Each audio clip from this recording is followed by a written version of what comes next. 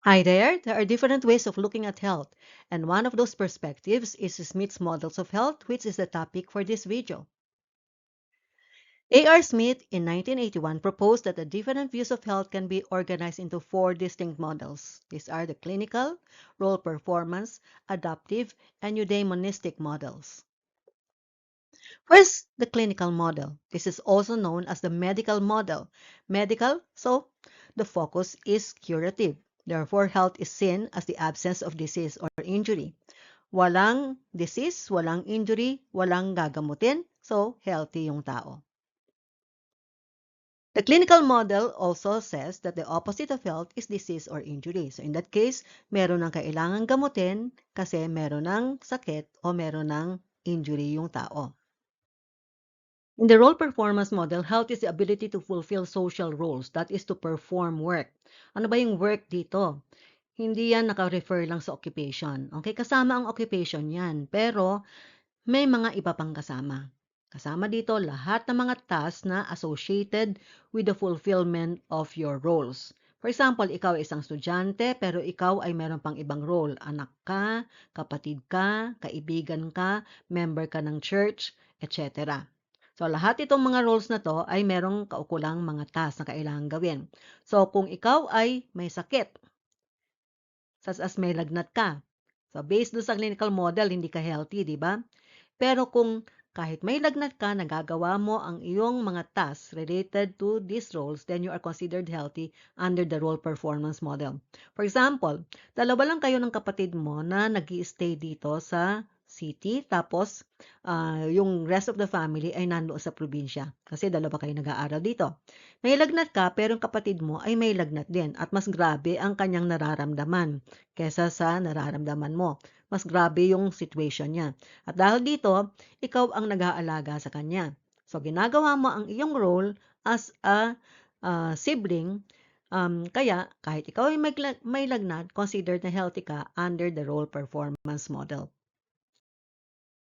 In the role performance model, so, illness is the inability to perform one's work. So, kagaya na sinabi ko, yung isang nanay na hindi inaalagaan ang kanyang anak, considered na ill siya under this model, kahit wala siyang actually na physical na illness. In the adaptive model, health is a creative process of becoming integrated with the environment. What does it mean becoming integrated? Ibig sabihin nakaka-adjust ka dun sa environment mo. At anong environment ito? This may refer to both the internal and external environment.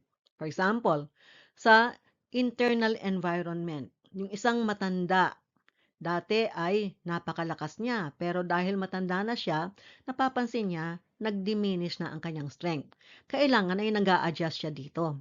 Kailangan niyang matanggap na may mga bagay na pwedeng hindi na niya kayang gawin kasi nga mas mahina na siya. At ia-adjust niya yung kanyang mga activities para nag-fit dun sa kanyang strength. Ito naman environment, pwede rin na external. For example, nag-abroad ka. So, ibang kultura doon sa bansa na pinuntahan mo. Kailangan ay maka-adjust ka doon. Hindi mo kakalimutan ang sarili mong kultura, pero may mga expectations kasi sa isang tao na nakatira doon sa bansa na yon na kailangang sumunod ka para masabi na ikaw ay healthy. Pag hindi mo nagawa yon, hindi ka nakapag-adjust, then you are considered to be ill under the adaptive model.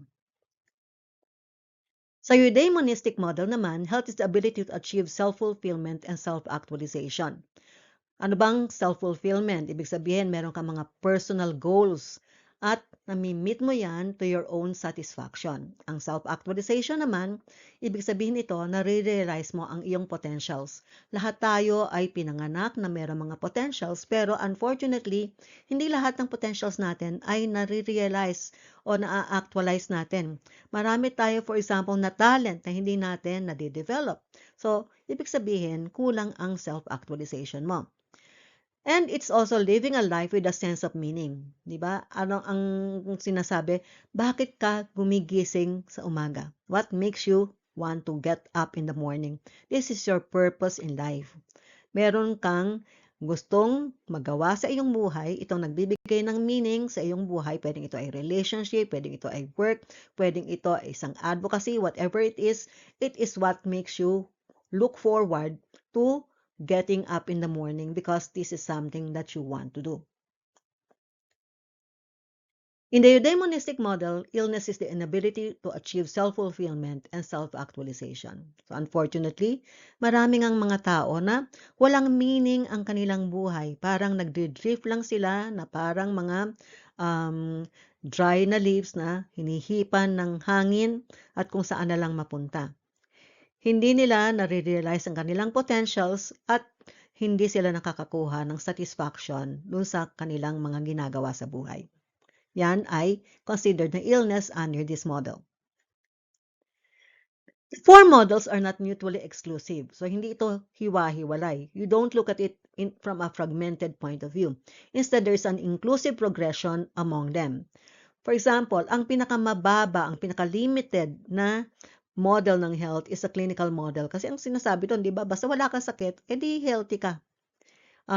So kahit wala kang purpose sa iyong buhay, basta wala kang sakit, considered na healthy ka. So napaka limited ang point of view nun. Ang highest naman ay yung eudaimonistic. Pero hindi ibig sabihin, healthy ka lang sa eudaimonistic pag meron kang purpose sa buhay mo. Kasi progression yan eh. Kung ikaw ay walang sakit, it could contribute to your achievement of your goal. It could contribute to your adaptation. It could contribute to the performance of your roles. So, hindi ito hiwa-hiwalay, instead nag-overlap itong apat na to. O para makita natin na hindi mutually exclusive ang apat na models of health but instead they are progressively inclusive and they overlap, tingnan natin itong example na to. The only complaint of an 80-year-old man is his weak vision, which is remedied by reading glasses. So, stop muna tayo doon. May complaint itong 80-year-old man. Isa lang ang kanyang symptom, and that is his weak vision. Kung base natin sa kanyang age, most likely, this is not an abnormality.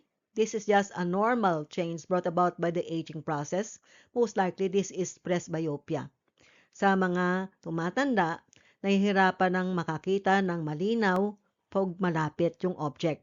Kaya nga, matatandaan ninyo, maraming mga matatanda hindi na makapag-thread ng needle. Pero yung malayo, nakikita pa rin nila. And that's just normal, brought about by aging. So, kung yan ay presbyopia, then ibig sabihin, itong matanda na to ay healthy under the clinical model, di ba? Pero yet, gumagamit siya ng reading glasses kasi nga, weak ang kanyang near vision eh. At dahil dito, nakaka-adjust siya. At kung ipagpapatuloy natin yung paragraph, makikita natin na successful yung kanyang adaptation. He passionately participates in community activities, especially being the editor of the community newsletter. As an editor, kailangan nababasa niya yung mga articles na sinasubmit sa kanya, gumagamit siya ng judgment kung anong articles na to ang isasali doon sa newsletter. Kung siya ay hindi makabasa, dahil weak ang kanyang vision, hindi niya magagawa yan. Pero dahil meron siyang reading glasses, successful ang kanyang adaptation, then healthy siya under the adaptive model. At dahil nakaka-adjust siya because of the reading glasses, nagagawa niya yung kanyang task related to his role of the editor of the community newsletter. So, role performance model, healthy pa rin siya. At dahil dito, siya ay nakakapag-participate passionately in the community activities, especially being yung editor nga. Ibig sabihin, merong purpose ang kanyang buhay, nare-realize niya ang kanyang potential, na self-actualize siya despite of his age, kaya ibig sabihin, healthy pa rin siya under the eudaimonistic model. So, makikita natin na interlinked itong apat na models na to dito sa example na binigay ko. Okay, before we proceed, meron kayong kasing a-answeran na evaluation, click the subscribe button. Okay, self-check.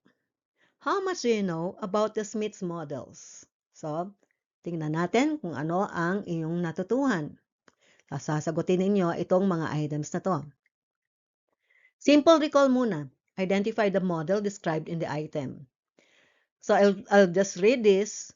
Kung hindi nyo agad masagot, then I suggest i-pause nyo muna yung video para meron kayong time na sumagot. So, persons are healthy when they can do their work. So, napakadali. Clinical, role performance, adaptive, or eudaimonistic. The correct answer is role performance. Nakakagawa ng trabaho, nakakagawa ng work related to their role. Okay, number 2. Persons are healthy when they do not have symptoms of disease. Is it clinical, role performance, adaptive, or eudaimonistic? The correct answer is clinical. Absence of disease or the absence of symptoms of disease is considered health under the clinical model. Number 3, persons are healthy when they realize their potential. Is it A, clinical, B, role performance, C, adaptive, or D, eudaimonistic? The correct answer is eudaimonistic, realizing one's potentials, having self-actualization, self-fulfillment, having meaning in one's life, yan ay definition ng health under the eudaimonistic model. Number 4, persons are healthy when they are able to adjust to changes in their environment. So, clinical, role performance, adaptive, or eudaimonistic? The correct answer is adaptive. Adjustment, adaptive. So, anong environment yan? Whether it is internal or external environment. Application naman. Identify the model illustrated in the example. Number 5, a student has a headache but still studies for an exam. So, clinical, role performance, adaptive, or eudaimonistic? The correct answer is role performance. Ang isang role ng estudyante ay mag-aral, di ba?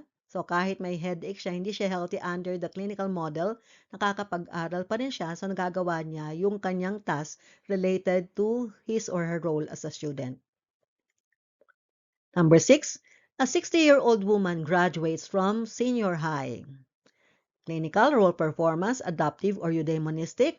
The correct answer is eudaimonistic. Nare-realize niya yung kanyang potentials.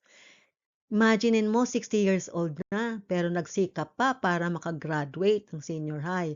Huli man daw at magaling ay naihahabol din, di ba? So, nakabot niya yung kanyang potential dahil doon sa kanyang efforts. Number 7, after the onset of menstruation, a 12-year-old girl learns how to care for herself during her period. Is it clinical, role performance, adaptive, or eudaimonistic? The correct answer is adaptive. Naka-adjust siya do sa change. Diba? Nagkaroon na siya ng first menstruation at age 12 years. Dati, wala pa siyang menstruation. Ngayon, alam na niya kung paano gagawin to take care of herself during her menstrual period. Number 8, a 50-year-old man has normal BP and blood chemistry results. Is it clinical, role performance, adaptive, or eudaimonistic? So, normal ang mga results ng kanyang blood findings saka blood pressure. This is clinical. Kasi wala siyang abnormality sa kanyang katawan, di ba? Kaya considered siya na healthy. So, aside from this, point for reflection. Ito, sagutin nyo na lang sa sarili ninyo o kaya pwede kayong mag-discuss sa inyong klase.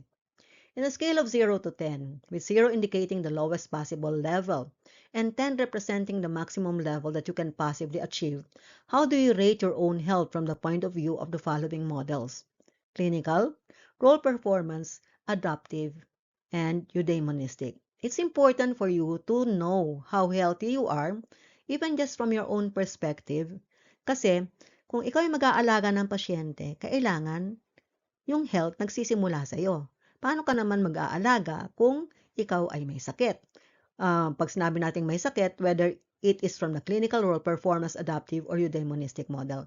Ideally, healthy ka para maganda ang pag-aalaga mo sa mga pasyente mo. Okay, that's it. Ito ang Smith's Models of Health.